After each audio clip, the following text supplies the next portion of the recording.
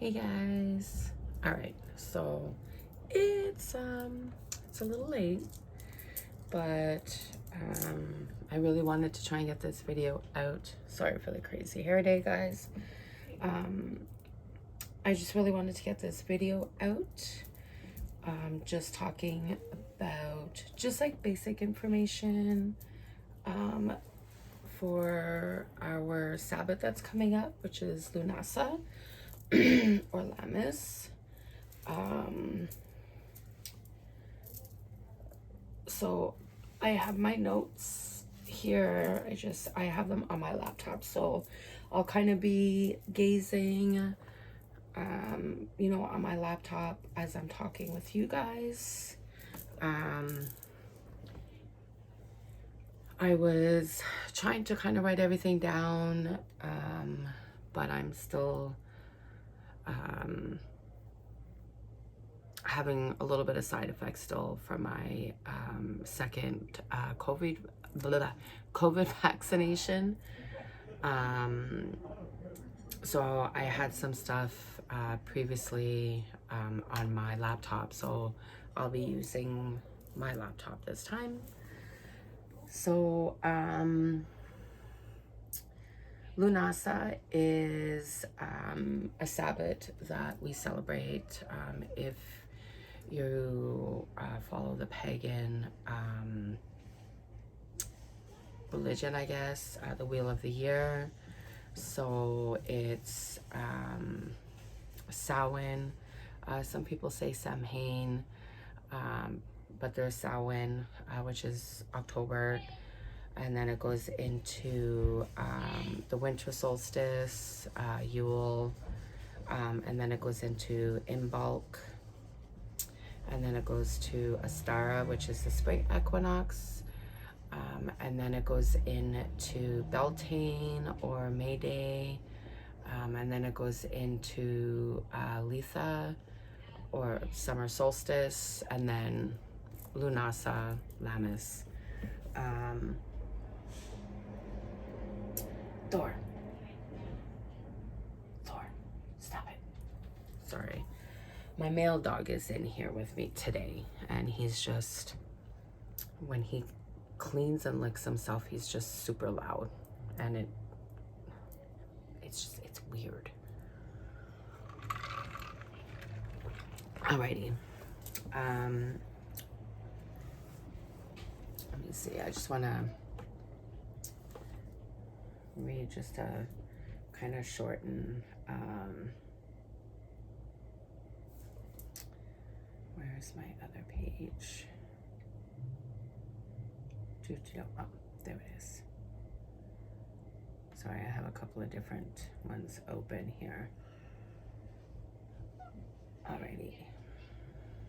So Lunasa is the final of the 4 primary festivals in like the ancient Celtic calendar.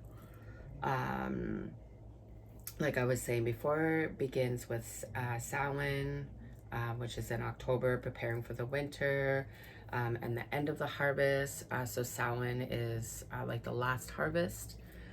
Well, it is the last harvest, I should say.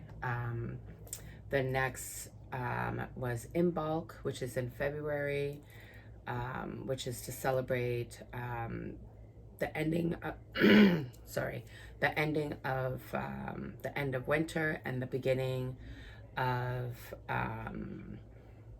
the lambing season. So Imbolc is like so the nights are starting to get shorter, the days they're getting even longer now. Sorry guys, my allergies are kind of bothering me a bit, so my throat's a little scratchy.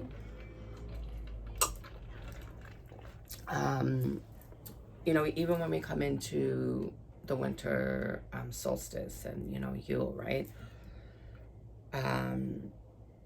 the days are already starting to get longer, and the nights are already getting a bit shorter. And then we come into Imbolc, which is February, right, and the days are now longer, are getting even more longer, and the nights are getting even more shorter. and the earth, like, it starts kind of like shifting and waking. It's like those first signs of the change in the earth, right? You know, the roots are starting to kind of shift and move and, you know, kind of slowly come out of that slumber, you know. And then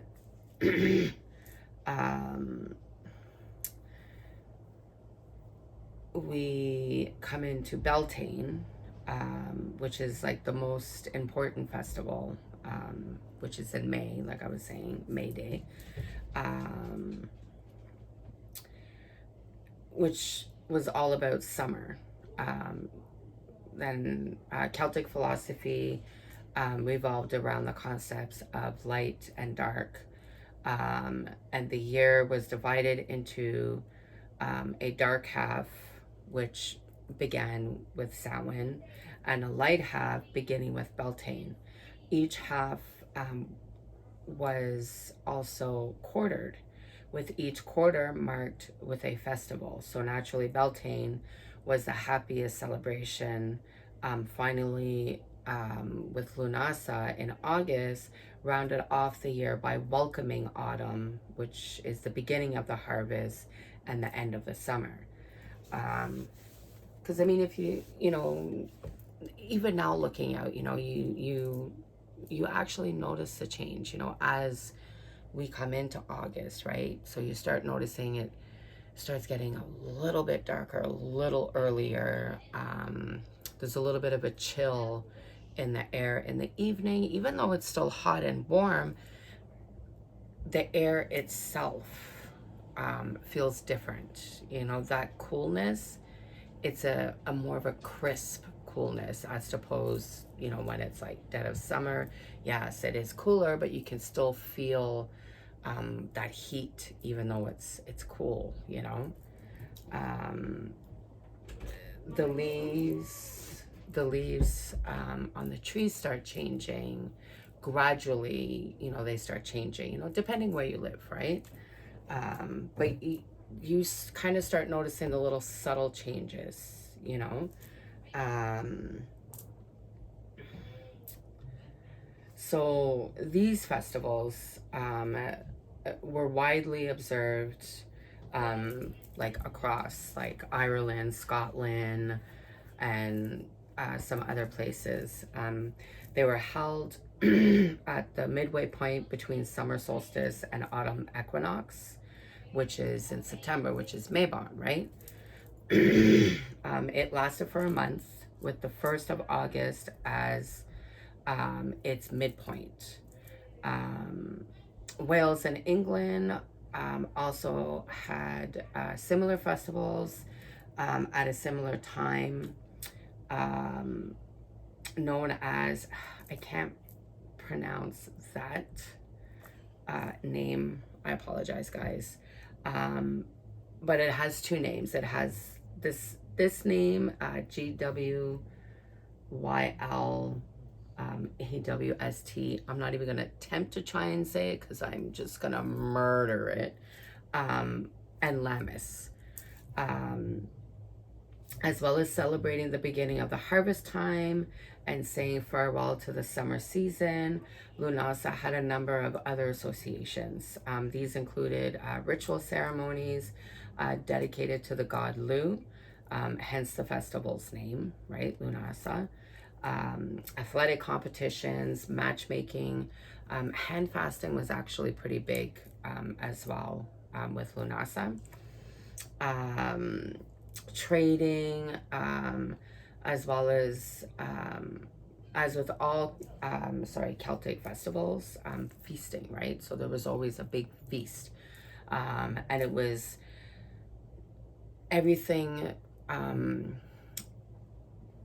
that you have grown, you know, that first harvest, you know, so like wheats and grains and, you know, corn and berries and drinks, so like wine, mead, beer, like, you know, things like that.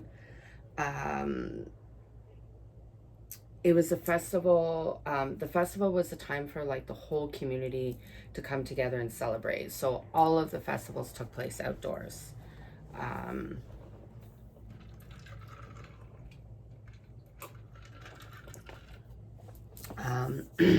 in Irish mythology, um, it is suggested that Lunasa began as a funeral feast for the god Lu, with an athletic competition also taking place to commemorate his mother. I don't know if I'm pronouncing the name right, so I apologize if I'm not. Um, Tail to you, or Tail to you. Aptly named the Beltane games. I apologize again if I'm not pronouncing the name properly. And again, I'm going to apologize for the noise because my 11-year-old son is playing a video game with his friend on his Chromebook. So sometimes, you know, they get a little excited playing that game. She was said to have died of exhaustion after clearing Ireland's plains so people could farm. These were the two most important components for the feast for the Celts. They would feast on the first of the harvest corn and other grains reaped from the field, as well as bilberries, which is a similar fruit to blueberries, and a sacrificial bull. People collected bilberries from the surrounding bushes, and if the crop was plentiful, then the harvest was said to be plentiful too. The best warriors and athletes would gather for the games, which included competitions like long jump, high jump, running, hurling, spear throwing, archery, wrestling, boxing, swimming, and chariot and horse racing. In Teltown, Country Meath, the site of the ancient games, there was even evidence of artificial lakes dating back from the time.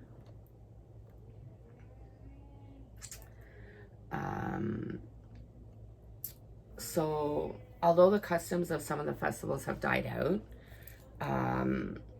you know, just along the way, and you know, generations and just things like that. And I mean, also too,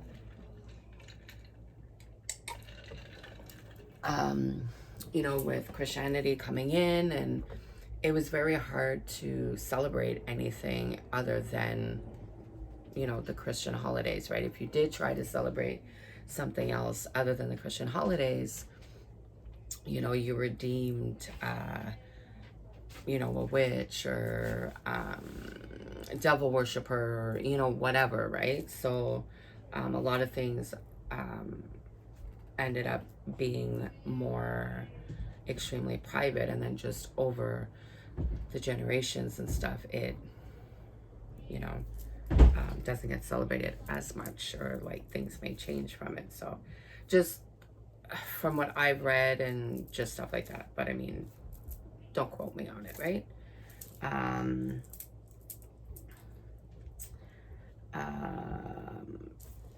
So many of the customs that took place at Lunasa are still present in today's celebrations, in like an altered and more modern format. The Beltane Games honored the best athletes of Celtic society, but also held a number of non-sporting competitions alongside, in such as singing, dancing, poetry, storytelling, among others. Trial marriages were conducted at the festival, the hen fasting, right? Where couples joined hands through a hole in a slab of wood. The trial marriage would last a year and a day, after which it could be made permanent or broken without question. Since Lunasa was all about Lu, offerings were made to him in various ceremonies. He was given the first of the corn harvest before anyone else was allowed to eat, along with a meal of other new foods. Once the bull had been sacrificed and eaten, there was another ceremony involving gifting its hide to someone and replacing the sacrificed bull with another young bull. After that, various plays were performed involving dances, recounting stories of fighting over goddesses and other episodes of Lu's life. As a finale, a head was installed on top of the hill where the performances took place, with an actor playing Lu triumphing over it, trumpeting over it. My apologies. Like I said, it's a little bit late, so.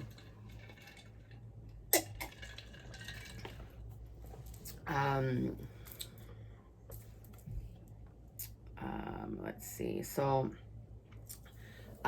like other Celtic festivals, Lunasa was an opportune time to make deals in political, social, and economic sense, as well as the competitions, feasting, and rivalry. It was also an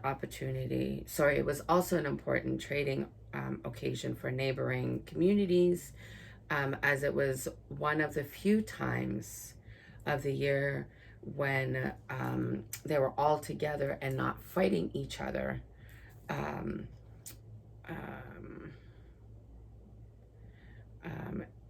Chieftains would hold important meetings with one another. Farmers would make trade agreements about crops or cattle for the coming season. The rival communities will come together for negotiations, since festivals meant downing weapons by default. Finally, a last common tradition of Celtic festivals made an appearance at Lunasa too, visit to holy wells. People would bring small offerings to the wells, usually corns or strips of clothing, called clodies, and leave them at the well after walking around in the sunwise, i.e. following the same path as the sun, direction, in an effort to gain health and wealth from the gods. The alternative name, Garland Sunday, comes from the tradition of decorating the wells with flowers. Unlike the other festivals of Samhain, Beltane, and Imbolc, fire does not appear to have been a major part of Lunasa festivals.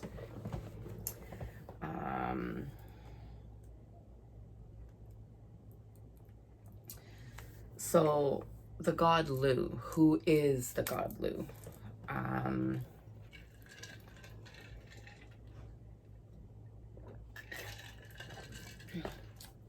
So who was the mythological Lu that Lunasa festivals honored every year?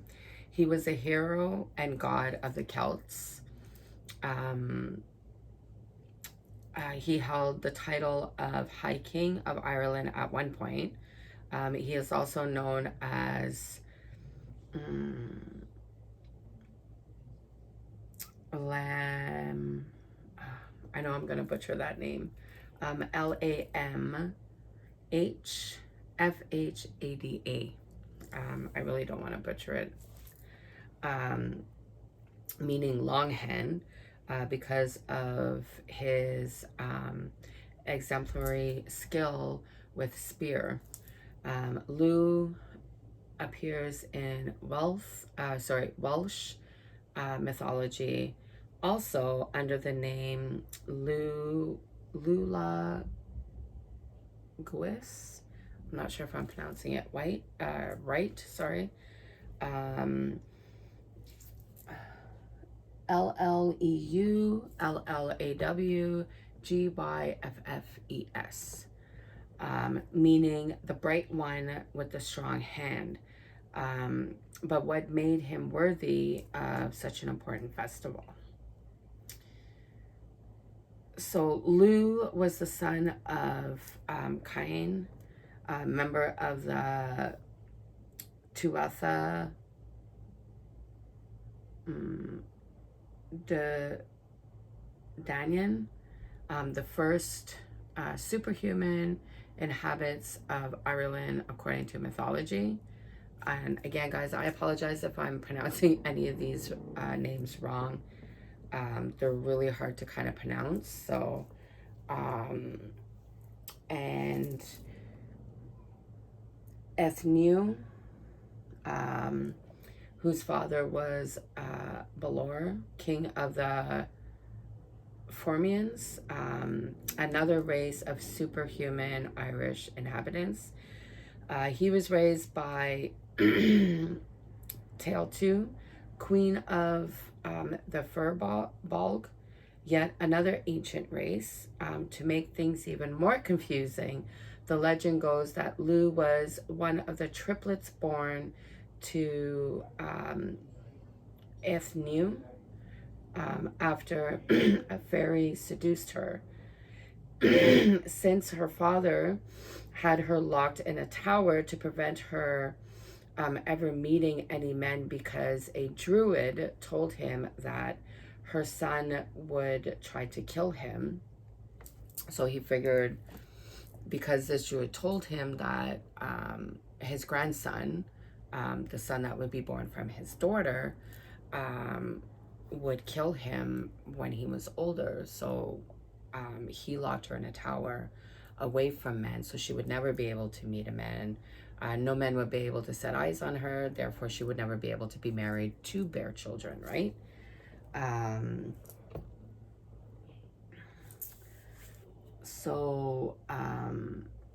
Although the circumstances of his birth and upbringing were more than a little complicated, Lu traveled to Tara regardless to join the Tuatha de Danann. I apologize again, guys, if I'm saying it wrong. To gain entry to the tribe, Lu was asked to present a special skill to show his worth. They rejected his skill as a smith, swordsman, harpist, poet, historian, sorcerer, and craftsman. But when he asked if they had any member with all of those skills simultaneously, they couldn't find a reasonable excuse to refuse him. So he had all of these skills. Just him alone had all of these skills. I guess my interpretation, from back then, it was usually, one man would have one of those skills, maybe two, but he had all of these skills within him. Like, he was capable of doing all of these things.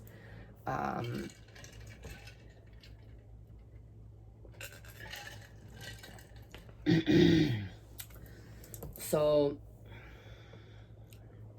with them, they couldn't find a reasonable excuse to refuse them.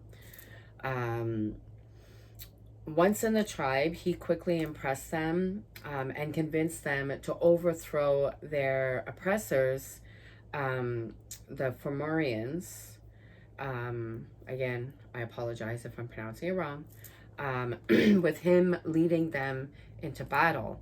It wasn't too long before they chose him as their overall leader on top of that. So naturally, Lu and his army won the battle against the Fomorians, but their new leader, spared the Fomorian leader's life after he promised to teach everyone how and when to plant and reap the crops. He started the Beltane Games to commemorate his now dead foster mother, and organized the first Lunasa fairs to celebrate the first successful harvest of the tribe's crops. It was also to mark another triumph he was responsible for, this time over the other world, who wanted to keep the harvest for themselves. After 40 years of rule, Lu met an untimely end.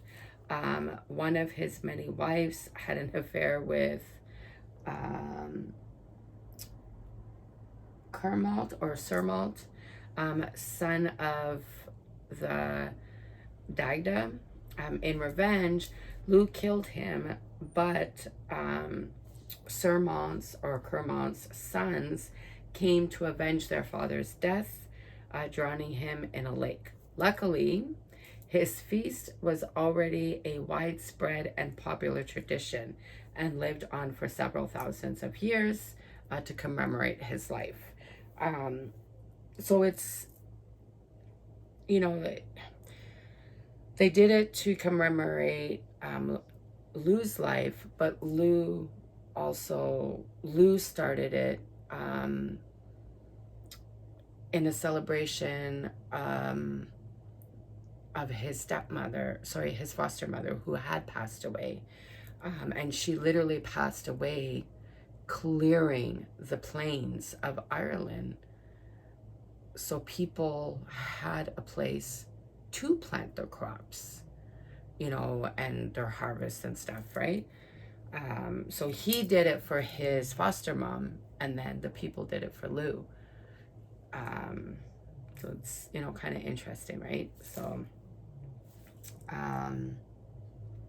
we have to give thanks to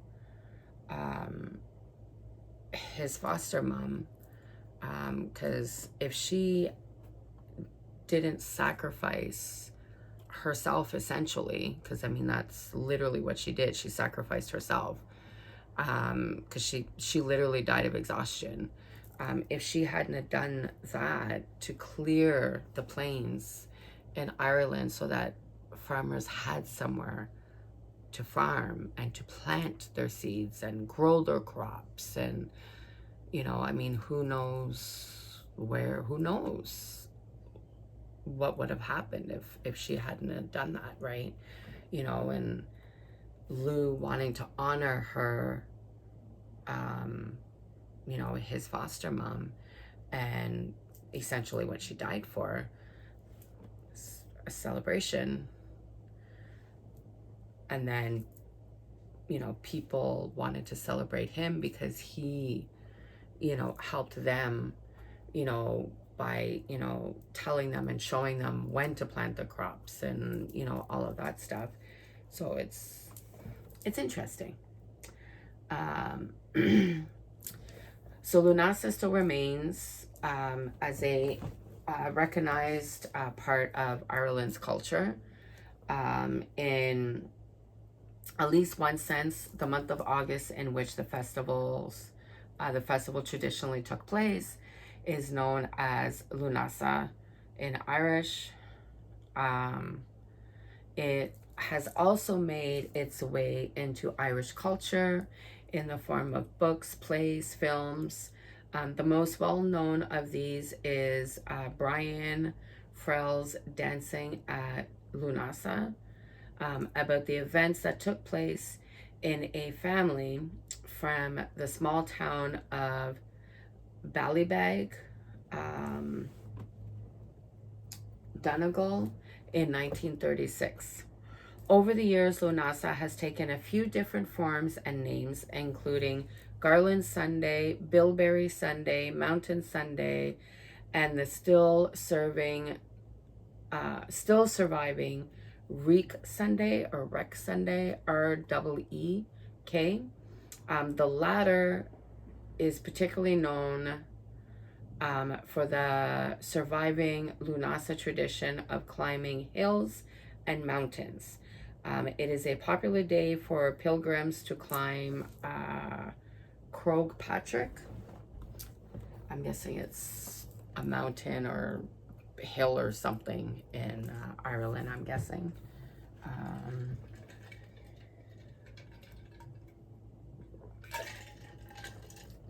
The custom, again, trading, it's also still alive in several big fairs, that take place around Ireland at the beginning of August. The most famous of which is the Puck Fair, held in Killarglin, County Kerry. I think I'm saying it right. Since at least the 16th century. So these 3-day festivals, they have like parades, dancing, arts, crafts, horse and cattle fair and market. At the beginning of the festival, a wild goat is crowned king in the town, and a local girl is crowned queen. In recent years, a number of other revival Lunasa festivals have sprung up in various towns around Ireland. So this is, it's a Celtic tradition. Like it isn't going away, it's staying. And it's funny because like I was having actually a Zoom meeting with some community sisters of mine.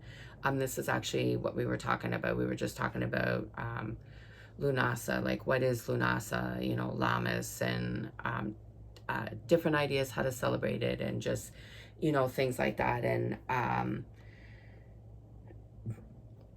I knew, some things about it, very basic. But I wanted to do a video, just a little more information than what I knew, because, like I knew what it was and kind of what it entailed, but like I didn't know a lot of the back history of it, and the 2 books that I have here, it was very basic information still. And these books, they're Wheel of the Year books, so that's literally what they deal and kind of talk about is the Wheel of the Year for us. So all the Sabbats and Istabbats and stuff like that, but it didn't have like a lot of information, just like kind of like the backstory and different ideas how to celebrate it, different gods and goddesses that could be, like deities that could be associated with it, that kind of thing. And I was like, like I remember, me starting out, like I didn't know very much about it. Like I literally am, and I'm still reading and I'm still learning. But there was one of the crafts, which I will talk about a little bit later in a bit. So one of the craft ideas that we were discussing was the corn dollies. And one of the ladies, it's her and her daughter, they live in upstate New York. Her daughter was the one that was showing how she makes the corn dollies and like different ideas and the symbolism behind it and stuff like that. And it was literally like this light went off of my head, and I was like, oh my God, I've seen those. I mean, I've seen them at different festivals, because we used to go to a lot of different festivals when I was a kid. a lot of like small town festivals, but we also went to like powwows, because I'm half Aboriginal. My mother is full Aboriginal, and my father is Métis and Scottish. So I have a lot of Native in me. My brother kind of took more of the physical appearance of it, so to speak. I have the heart. So, but I've seen the corn dollies at some of the country fairs and like little small town fairs that we went to. Actually, even some of the powwows and Native celebrations and stuff. Like when we go with my grandmother, I remember seeing those corn dollies, but nobody ever explained to me what they were or the symbolic of it. And then there was a little girl that I used to play with when I was a kid. I think, oh my God, like I was like 3. I remember, playing with her outside, and then, going inside to play inside her place, like 3-4 years old, all the way up to maybe about 9, somewhere around there. And then like her family moved, but I remember going in, to her house to play, whatever, we're kids, I grew up in the 80s, and her mom actually she had one of these corn dollies in her kitchen on like a little shelf that was on her kitchen, and there was like a bunch of other little things that were on there with the corn dolly. The corn dolly never changed, but the other items on the shelf would change, which you're a kid, you don't really pay attention to that. I just remember seeing the corn dolly and was like, oh wow, I've seen that at the Native festivals I went to, or the powwow, or the country small town festival that we went to, whatever. And then in her living room, she had a table, which we weren't allowed to touch, and she had like stuff that was on it, and sometimes some of the decor on that little table will change, and then there was some stuff that like always stayed, and that corn dolly was there. And I remember I would see it. I remember seeing it in the summer. I mean, I never paid attention to what month. It was summer because I was off school. Now I know it's because it was August. And then I would see it all winter. And then I remember come like, May, June, it wasn't there anymore. And then like August, any summer, she would have a new one. And now I'm like, oh my God, they must have been pagan. And I mean, obviously growing up in the 80s, where I lived, it was very predominantly Christian. I was brought up in a Christian home. I was baptized Roman Catholic. Everybody in my family went to church, pretty much except for my parents. Like my mom and my dad weren't like heavy, Christians. I mean, we were baptized and did the first communion and first confession and all that stuff. And like we went to Catholic school until high school. I was actually the only one that like ended that. When I was going into grade 9, I was like, I'm not going into a Catholic school. I'm going to a public school. Like, I'm done. But they, weren't where, like, they were, like, shoving the religion, the Catholic religion down your throat, or, like, we didn't go to church every Sunday. Like, we didn't do anything like that, but, like, the main things, and I think it was just, they were conditioned to do that, right? So like, you had to get your kid baptized because that's what you did, so I mean, I guess her mom just didn't feel comfortable, explaining. And I was a very inquisitive child, so I would ask, and I remember asking different little questions. but like I don't think she really explained it, because it, like, I don't remember any explanation from it, you know what I mean? Like, which at that age, you're a kid, it's very easy to change the subject and, you know, redirect the conversation, right? And I'm assuming that was probably what was done.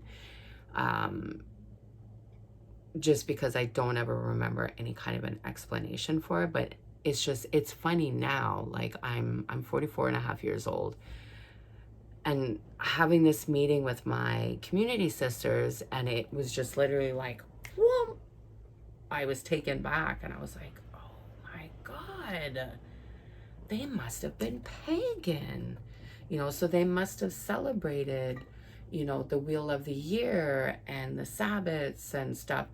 And it's just like their house decor, like just everything in their home, of how it changed with the different Sabbats. And I only realize it because my home is the same way. You know, we celebrate all the Sabbats, and you know, this year we actually started like really only celebrating the Sabbats, and you know, trying to eat the foods that kind of represent and went along with each of the Sabbats, and you know, the symbolic of it, and then we talk about it and then learn, and you know, we try to do like some kind of a small ritual to incorporate that Sabbath. Like, you know, there's, you know, myself and both my older daughters, like we the three of us, we're practicing witches. So like this is what we practice, this is our path. And I had spoken to my girls, and then I also spoke to my husband, and then my two little ones, and my son-in-law, you know, because he's my son, he's in my family, and I love him to death. So I really wanted to only celebrate the Sabbats, because I felt a deep connection with them, as to oppose, you know, the Christian holidays that we had to celebrate, you know, because the more I was reading and learning, and I was like, this is bullshit. Christians, they literally took all of the holidays and renamed them. It's crazy. This was like the original holidays. Why mess with them? Everything went with the earth. Why? Just why? So when I talked to my girls, and they were like, obviously 100% for it. So we started with Yule, the winter solstice. That's when that was like, okay, this is it. This is how we're doing it. And then we went from there. It was Imbolc. You know, we celebrated Imbolc and brought in Imbolc. I actually did an online ritual for it with my community.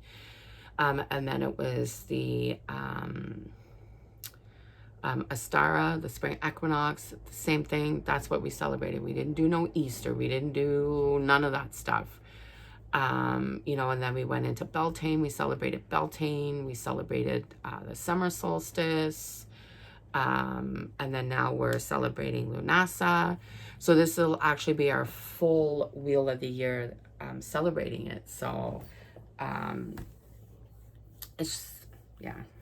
I know I kind of went a little off topic there, but it's funny how the more you learn and different things from, like for me, it was just that one particular part in my childhood where I was like, oh my God, that's what they celebrated. It was really neat. So, okay, so different ways of how to celebrate Lunasa.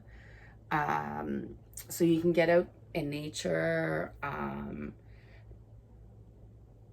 You know, one of the best ways to honor Lunasa, honor the earth and celebrate the seasons, like the seasonal festival, like Lunasa, is just go outside, go for a hike, you know, a long hike, you know, hike up them hills, you know, with those paths, and, you know, just be with nature, you know, touch the trees, touch the plants, touch the leaves, touch the earth, you know, the dirt, the rocks, the water, even the rivers. Just touch and just kind of take everything in. Hug a tree. I hug trees. I love trees. Trees talk to me. So do plants. You can also bake homemade breads, buns, things like that, because it's grain. You can actually find different recipes for Lunasa breads. Like I said before, another name for Lunasa is Llamas, which translates to loaf mass.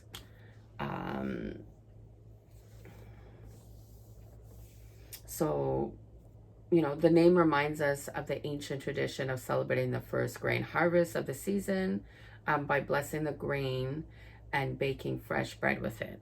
So there's a bread that I used to make quite frequently, actually, when my two older daughters were little, because I actually, most of the time, I made our bread.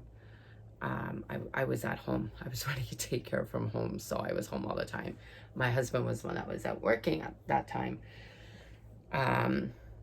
So I would always make fresh bread, and one of the breads that I used to make quite frequently, it was a big loaf, probably about that big, and it was just a big bread, and I think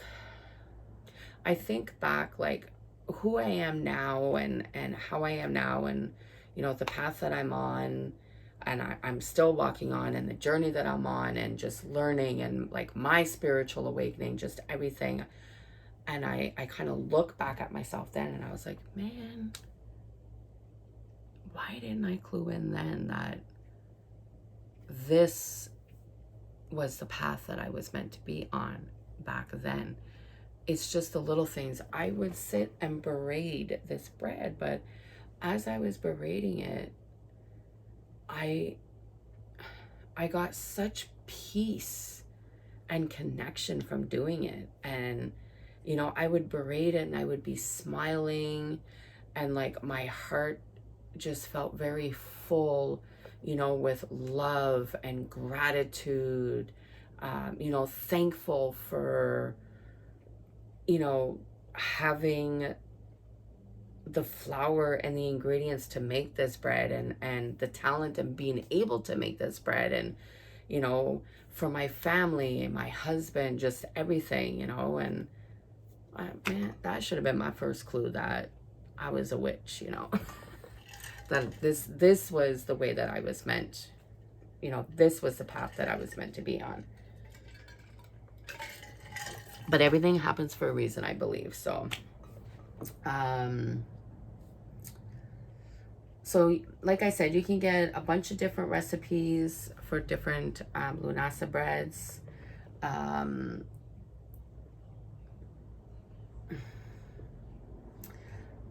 There's also another bread that you can make, which this bread I do make quite frequently. It's Bannock. It's a native fry bread. It is so good. I make it quite frequently because it's my heritage. So, and I grew up eating it. So,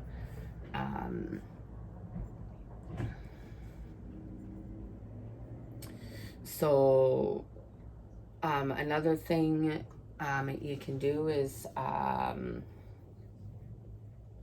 prepare, like, you know, your table, like a garden table. So you have everything that is in your garden that you've grown, that you've been, you know, cultivating and showing your love and putting your intention and you know, things like that. And now you're gonna reap that first set of abundance from everything. Did a bug just fly in my cup? No. Did it? I can't tell. Sorry guys, I seen a bug. Oh, now I'm scared to drink it. I think a bug flew in my drink. That sucks. Yes. Oh my God.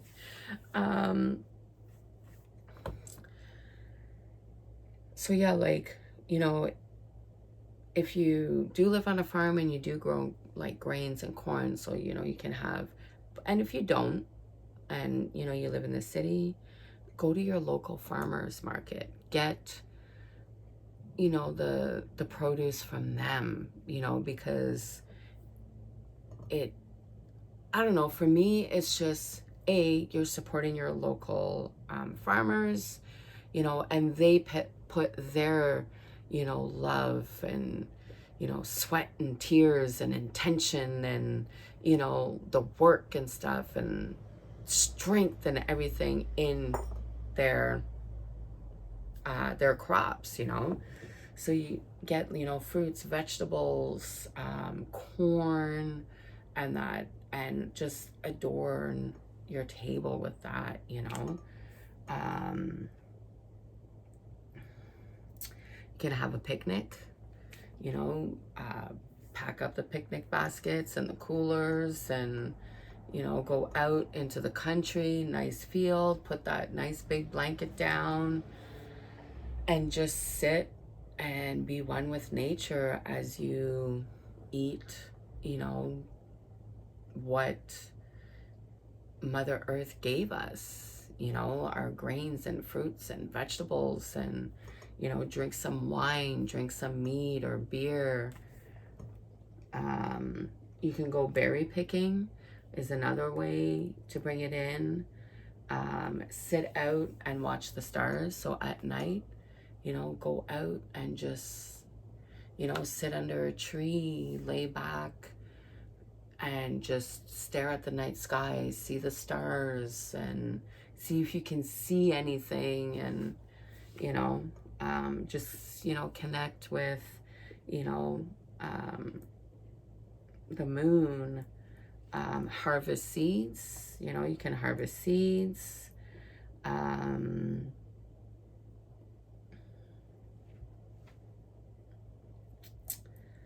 What else?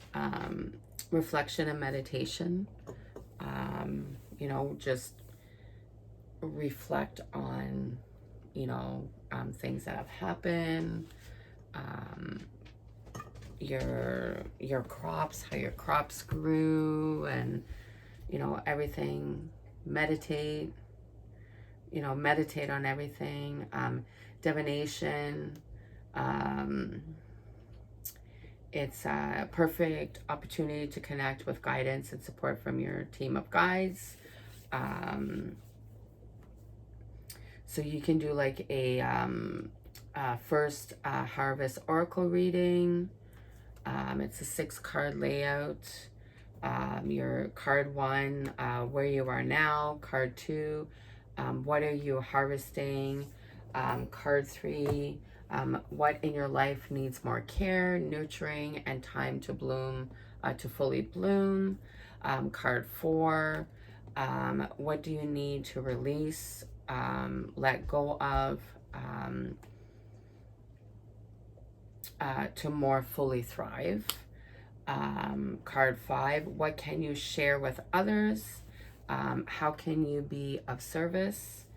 And then card 6, what seeds are now being planted for later harvest? You can make a herbal sun tea. So, Sydney? Sorry, guys. Sydney? Oh, I guess they're downstairs. A sun tea is, so you would take herbs,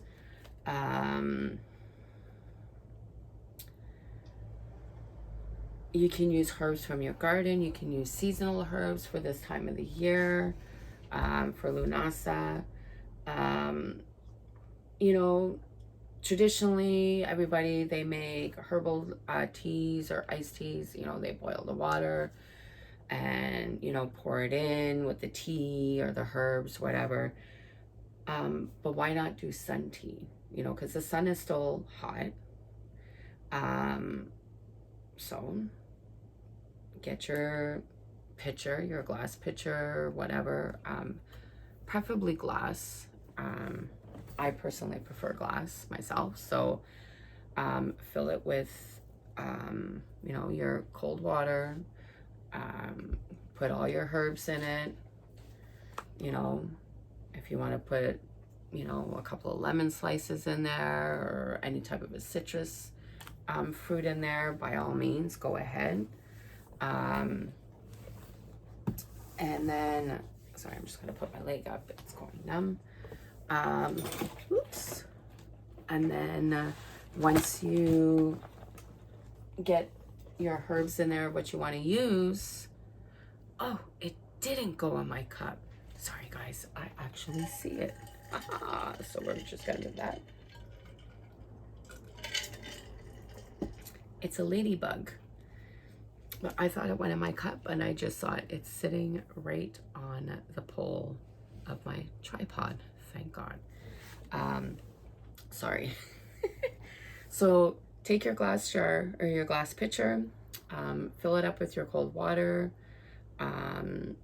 If you're sweetening it with honey or anything like that, add your honey in there.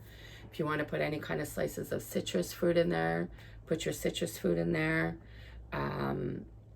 Your herbs, like I said, and if you have, you know, a picnic table or table or something, put it outside and let it steep in the sun, because the heat of the sun is going to heat up the water, and then once the water heats up and gets warm, it's going to activate the herbs and it's going to absorb all of that nutrients and goodness and magical properties of all the herbs, and it's going to make your sun tea, and that's your sun tea. And then you can just, if you have another jug, put a piece of cheesecloth or a strainer and just strain the herbs out, and there's your sun tea. And then you have all the energies from the sun and that in with your tea.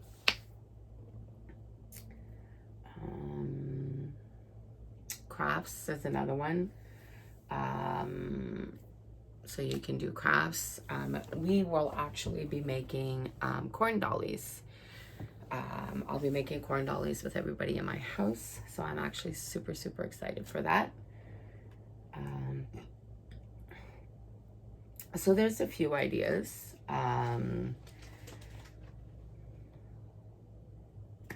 So you can also set up, you can do, look up Lunasa songs and chants. There's a lot of them where they'll have the lyrics, so you can learn the lyrics, so you can do, you know, sing and dance and chant and so, you know what I mean?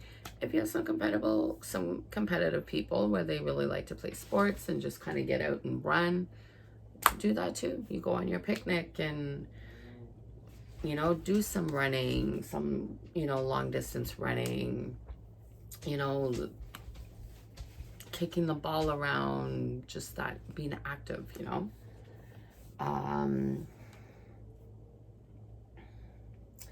So I thought I would just kind of touch bases on different ways of setting up an altar. If you wanted to do an altar, I don't obviously have mine set up. I actually usually I do it downstairs. I usually set my table up and that'll be my altar for the day. And then I'll take a few things from the table from Lunasa, and I'll put it on my actual altar here, and I'll keep it on here until the month is over, and then, you know, obviously change over. So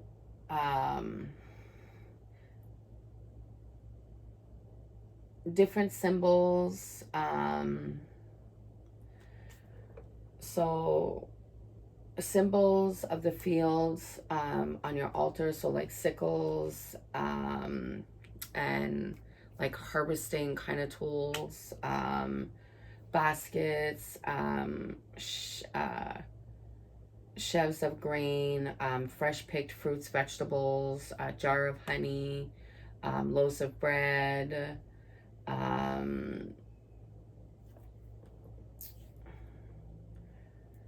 grapes and wine, corn dolls, ears of corn,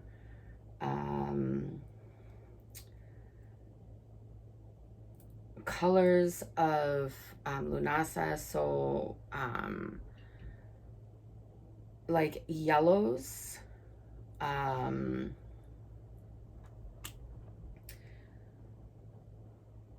not like bright yellows, like more like golden kind of yellows and a little bit of a darker kind of yellows, oranges and reds, because they all kind of represent you know, of the sun, but it can also represent the turning of the leaves. Remember how I was saying how the leaves start changing colors.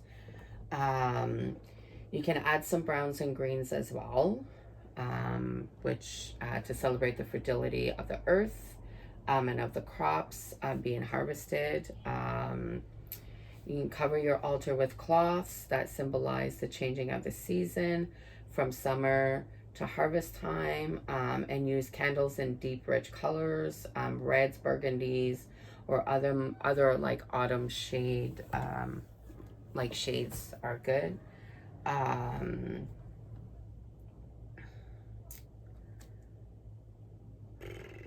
Let me see.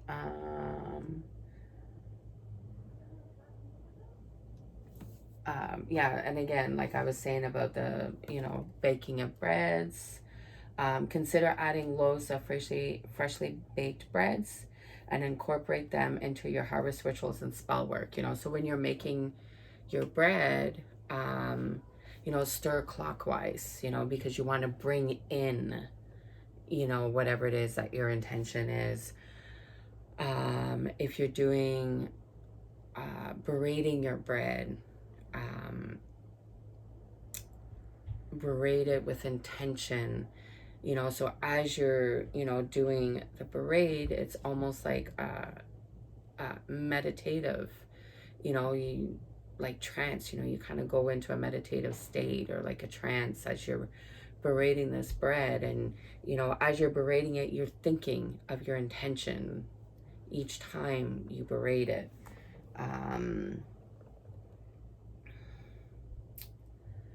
If you're not a baker, you know, like that's okay, that's cool. You know, you can get some stalks of wheat, barley, or corn, and add those to your altar to represent the bounty of the late summer fields. And lastly, what I wanted to touch bases on was different Sydney? Sorry, I thought I heard my daughter. My male dog is getting impatient because the door is closed. But Sydney? Ah, perfect. I just wanted you to let Thor out because he was getting impatient. Okay, close the door. Can I be in here? No, close the door. I'm almost done. Okay. You want Reggie in here? No. No. Reggae out. Come on. Take her out, Sydney. Come on, please. Reggie. I'm in the middle of recording. Reggae out, please, Mama. Pull her out. Hurry up. Reggie, come on. Reggae out. Out. Out. Out. Thank you. Close my door, please. Hurry up. Close the door, please. Sorry, there's something. I don't care. Close the door. Thank you. If you're new to my channel, I have a house full. There's 7 of us in here, so plus 2 dogs, plus 2 cats. So, so the other thing I wanted to touch on was deities, like I was saying.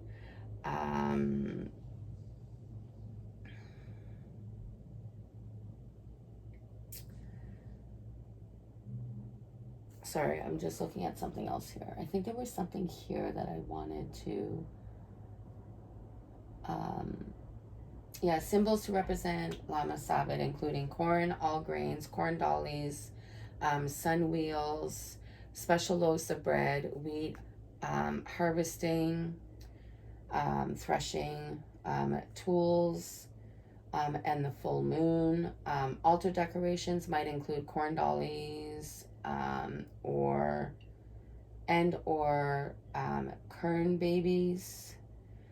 Corn cob dolls is another word for them, to symbolize the mother goddess of the harvest. Other appropriate decorations include summer flowers and grains. You might also wish to have a loaf of whole cracked wheat or multigrain bread upon your altar as well. So deities associated with Lunasa are all grain and horticultural deities, sun gods, mother goddesses, and father gods. Particularly emphasis is placed on Lu, obviously Lunasa, Demeter,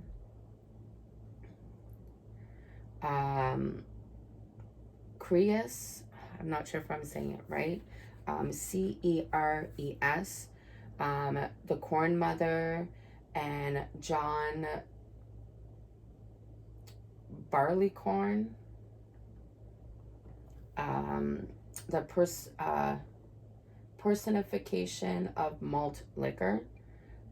Key actions associated with Llamas are receiving and harvesting, honoring the parent deities, honoring the sun gods and goddesses, as well as celebration of the first harvest. I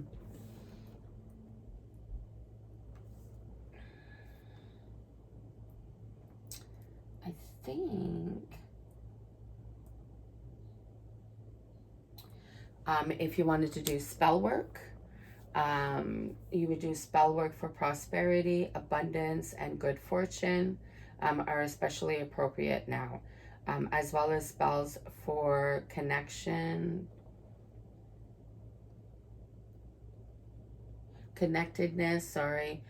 career, health, and financial gain. Like I was saying about colors, red, orange, gold, and yellow. Also green, citrine, and gray.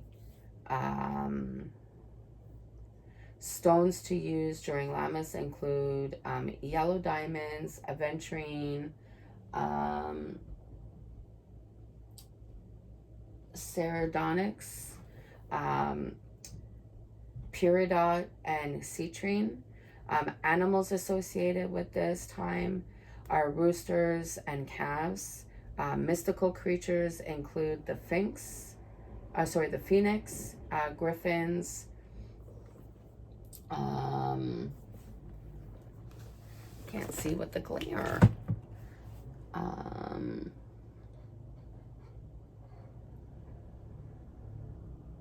Basilisks, centaurs, and speaking skulls. Plant associations with Llamas are corn, rice, wheat, rye, and ginseng. Mugwort is also good as well, and a few other herbs as well, thyme, stuff like that. Traditional herbs of Lughnassadh, which include echinacea flowers, aloes, corn stalks, cyclamen, fenugreek, frankincense, heather, hollyhock, myrtle, oak leaves, sunflower, and wheat. Incense for Lunasa Sabbath rituals might include aloes, rose hips, rosemary, chamomile, passion flower, frankincense, and sandalwood.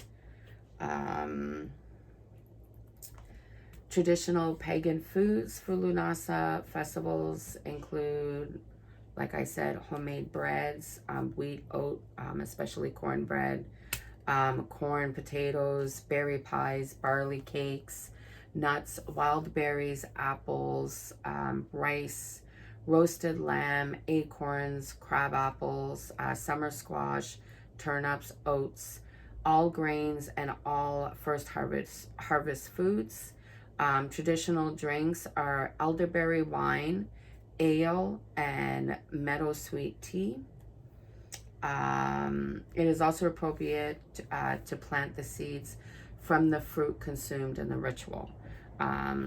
If the seeds sprout, grow the plant with love and as a symbol of your connection to the divine.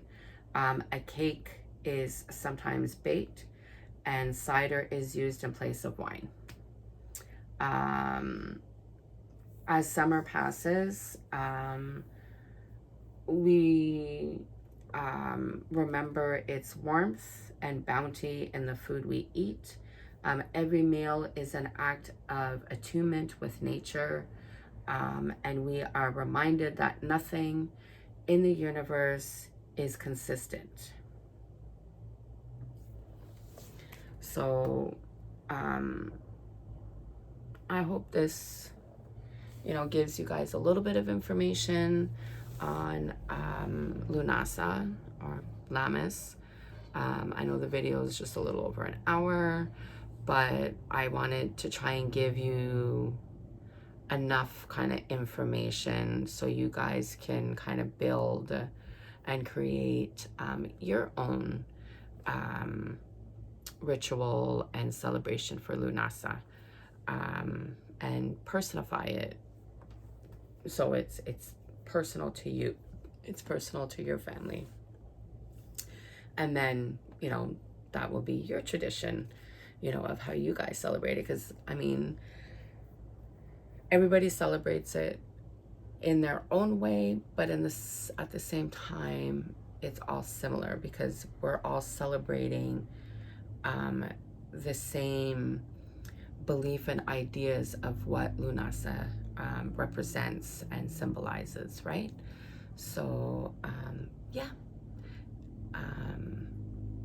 if you like my channel, don't forget to hit the like and subscribe button, and don't forget to hit the notification button down below, so every time I upload a video, you guys will be notified. So I guess the next Sabbath that I will be doing a video on and talking to you guys about and giving you guys a little bit of basic information on would be the fall equinox, which is Mabon. But yeah, so I hope you guys have an amazing night, and I hope you guys have an amazing and fruitful and abundant Lunasa. Blessed Lunasa, Blessed Lammas, blessed be, love, light, and magic to you all. Love you all.